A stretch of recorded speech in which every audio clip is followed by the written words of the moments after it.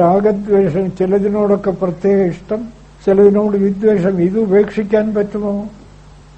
ഞാൻ ചോദിക്കുകയാണ്, ഈ ഒരു ചോദ്യം ചോദിക്കുക. എന്റെ ഉള്ളിൽ ഇന്ന ഇന്ന കാര്യങ്ങളോടൊക്കെ പ്രത്യേക ഒരു താല്പര്യം, രാഗം ഞാൻ ഉണ്ടാക്കിയതാണ്. അല്ല, എനിക്ക് വാസ്തവത്തിൽ അത്ര സ്വാഭാവികമായി അത്തരം രാഗങ്ങളൊന്നുമില്ല, ഞാൻ ഉണ്ടാക്കി വച്ചിരിക്കുന്നു. ഒരാൾക്ക് ക്രിക്കറ്റിനോട് അതിയായ പ്രേമം, എന്താ, അയാൾ ജനിച്ചപ്പോഴേ ഉണ്ടായിരുന്നു. ജനിച്ചപ്പോഴേ ക്രിക്കറ്റിനോട് പ്രേമവുമായിട്ടാണോ ഒന്ന് ജനിച്ചത്?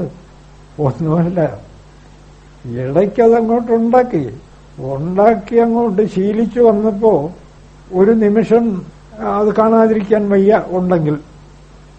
ഇനി കണ്ടാലോ, തനിക്കിഷ്ടമുള്ള പാർട്ടി ജയിച്ചില്ലെങ്കിൽ ആത്മഹത്യക്ക് വരെ തയ്യാറ്, സ്വയം മരിക്കാൻ വരെ തയ്യാറ്. ഇതാണ് ഈ രാഗദ്വേഷത്തിന്റെ പോക്ക്.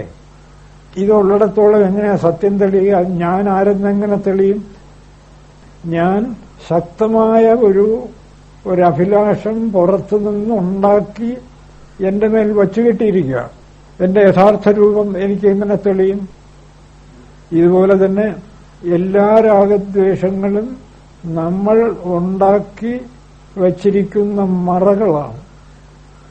നമ്മുടെ ബ്രഹ്മസ്വരൂപത്തെ മറച്ചിരിക്കുന്ന മറകൾ.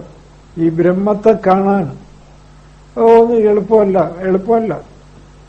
ഒറ്റ ചോദ്യം ഇതേ ഉള്ളൂ, നിങ്ങൾക്ക് ഈ രാഗദ്വേഷങ്ങൾ മാറ്റാൻ കഴിയുമോ? കഴിയില്ലെങ്കിൽ കാണാനൊക്കില്ല. എവിടെ പോയാലും കാണാനൊക്കില്ല, ആരെ സമീപിച്ചാലും കാണാനൊക്കില്ല. ദുഃഖം, ആർക്കും ഒരു സ്വസ്ഥതയും കിട്ടില്ല. ഞാൻ ശ്രമിച്ചു നോക്കിയിട്ടുണ്ട്, രാഗദ്വേഷം കളയാൻ പറ്റുമോ? പൂർണ്ണമായും ഒന്നിനോടും ഒരു രാഗവുമില്ല. ഇപ്പൊ ഇവിടെ ആത്മോപദേശം പ്രസംഗിക്കണം, ഒരു നിർബന്ധവുമില്ല, രാഗവുമില്ല.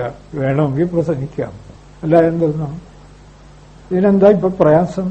ഒരു നിർബന്ധവുമില്ല എന്ന് പറഞ്ഞാൽ ഇന്നിപ്പോ ക്ലാസ്സിൽ മുടങ്ങിപ്പോയാൽ മോഹാലസ്യം വരുമോ? ഒരു മോഹാലസ്യം. എന്തിനാ മോഹാലസ്യം വരുന്നത്? അല്ല, ഇത്രയൊക്കെ ഉള്ളൂ ഇതിന്റെ പ്രായോഗിക അംശം. പ്രസംഗിക്കുന്നു, ആത്മോപദേശം ഇന്ന് പ്രസംഗിക്കാൻ പറ്റിയില്ല, മോഹാലസ്യം ഇല്ലെങ്കിലും പ്രസംഗിക്കാൻ പറ്റിയില്ല. ആരെങ്കിലും വന്ന് ഇന്ന് പ്രസംഗം നടന്നില്ല, എനിക്ക് വലിയ ദുഃഖം. എന്താ, പ്രസംഗിക്കാൻ പറ്റിയില്ല? ഒരു പ്രശ്നവുമില്ല, ഒരു പ്രശ്നവും.